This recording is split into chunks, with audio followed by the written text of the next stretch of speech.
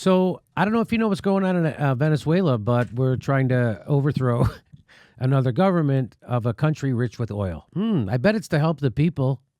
So if you don't know what's going on, very briefly, I'll tell you very briefly that Saudi Arabia and the United States have been trying to undermine Venezuela's, or not trying, they've been undermining Venezuela's economy. Saudi Arabia by overproducing oil, and the United States by putting economic sanctions on them that are really crippling. In fact, one of the sanctions is that Venezuela can't get a loan from the United States banks to then finance its oil production. So they're screwing them over 10 ways to Sunday, and they're doing new ones here. Secretary Pompeo announced that the U.S. has determined that persons operating in Venezuela's oil sector may now be subject to sanctions. PDVSA has been designated for sanctions. These actions prevent the Maduro regime from further plundering Venezuela's assets and natural resources. So they're trying to cripple. They're crippling their economy. Now they're saying anybody who works in their oil thing is going to be subject to sanctions. Isn't that amazing? And then God bless Ilhan Omar, who is from Minnesota's 5th District. She says Trump's new sanctions on Venezuela are nothing more than economic sabotage designed to force regime change by starving the very people we claim to be helping. We must lift these and other sanctions impacting Venezuela's poor and support dialogue between the opposition and government. It's amazing to see how propaganda works and how it gets pushed by the establishment. Even people, MSNBC is pushing this.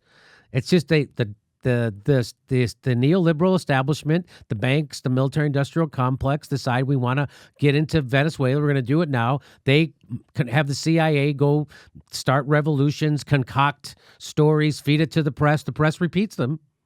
And so now everybody in the United States thinks that for some reason we have to go fix Venezuela, even though we caused all the problems economically. That's what's going on, just so you know. And if don't take my word for it, here's the UN rapporteur says the U.S. sanctions are killing citizens. The first UN rapporteur to visit Venezuela for 21 years has told The Independent that U.S. sanctions on the country are illegal and could amount to crimes against humanity under an international law. But we're the good guys. Nobody on TV will tell you. Nobody at MSNBC will tell you this. Nobody at CNN will tell you this. I mean, you're certainly not going to see that as a headline anywhere. No. Former Special Rapporteur Alfred de Zayas, who finished his term at the UN in March, has criticized the U.S. for engaging in economic warfare against Venezuela, which he said is hurting the economy and killing Venezuelans.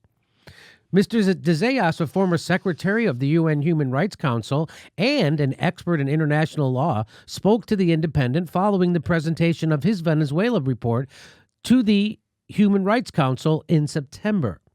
He said that since its presentation, the report has been ignored by the UN and has not sparked the public debate he believes it deserves. Of course not.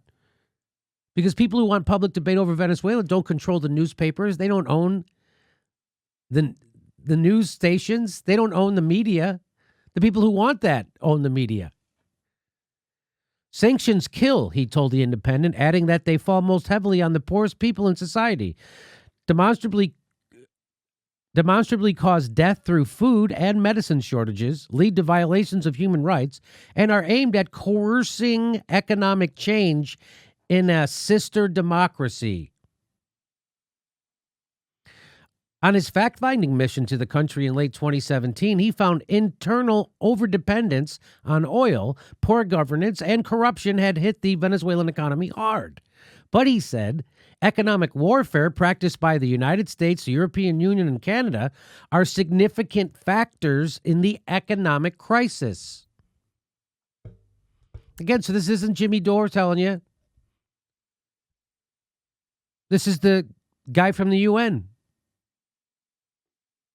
In the report, Mr. de Zayas recommended, among other actions, that the International Criminal Court investigate economic sanctions against Venezuela. Do you see what He's recommending we investigate the economic sanctions, not investigate should we put sanctions, but investigate these sanctions. Are they legal? Because they are possible crimes against humanity under Article 7 of the Rome Statute, according to the guy from the UN, who's an expert and who went there. The U.S. sanctions are illegal under international law because they were not endorsed by the UN Security Council. Mr. De Zayas, an expert on international law and former senior lawyer with the UN High Commissioner for Human Rights, he said that. Again, not me, this guy, who's got all those credentials. Modern-day economic sanctions and blockades are comparable with medieval sieges of towns. 21st century sanctions attempt to bring not just a town, but sovereign countries to their knees. So this is what we're doing. It's a different form of siege warfare. Siege warfare, which is a war crime, is you try to block a city from getting any supplies, medicine, water, anything. So he's making a comparison, and I agree with it. Comparable with medieval siege of towns. So there you have it. Again, if you want to know the real story about what's going on, don't turn on your TV news. Don't listen to Rachel Maddow or Chris Hayes or Chris Matthews or Jake Tapper or Anderson Cooper or any of the people on the corporate news. They're not going to tell you. They're just not going to tell you the truth. They'll lose their job. That's why. Why wouldn't Chris Hayes tell me the truth about this? Because he'll lose his job. That's why. I'm going to throw it over to my panel. Ron Placone, Steph Zambrano. How are you? Well, because you know what else they'll also tell you to kind of bring it full circle back to the United States? They'll also tell you that, hey, look at Venezuela. That's why socialism can't work. Yeah. You know, Jimmy, we were talking to a lot of people this weekend about Venezuela, and oftentimes we heard that they would tell me that Maduro is a bad guy. I know. He's a bad guy. And so I did not know that was the reason that we get to go and invade any country anytime, because we've decided that person as a leader is a bad leader. So George Bush and Dick Cheney, they were bad guys. Why didn't someone invade us? We were out there killing hundreds of thousands of people, destroying, illegally overturning governments, creating millions of refugees. Why didn't somebody invade us? We had real bad guys. We had literal war criminals running our country, ordering torture to cover up their war crimes. And don't we have one of the largest prison populations? We in the United States, our capitalism success story, we have the biggest prison population in the world per capita. We're the world's largest penal colony. Victory. Somebody should invade us.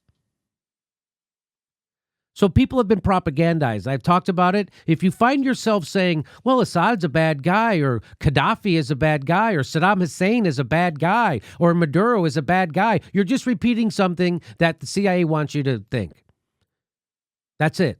That was CIA, a corporate think tank, and their minions in the press repeat it uncritically, and then you repeat it.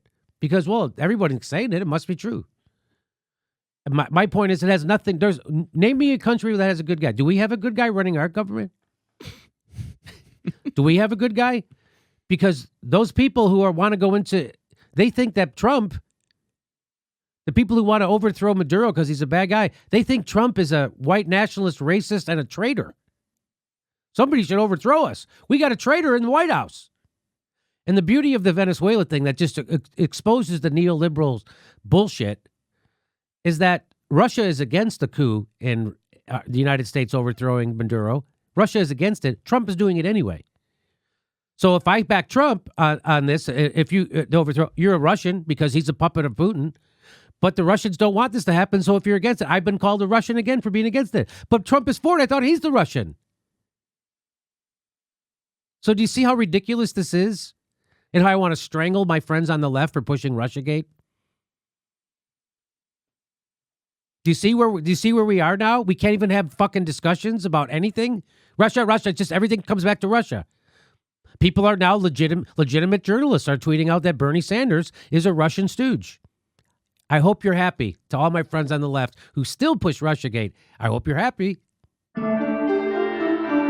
We're announcing our live dates for 2019. We're going to Chicago and Portland, Seattle, New York, all over the country. Go to jimmydorecomedy.com for a link for all our tickets to all our shows.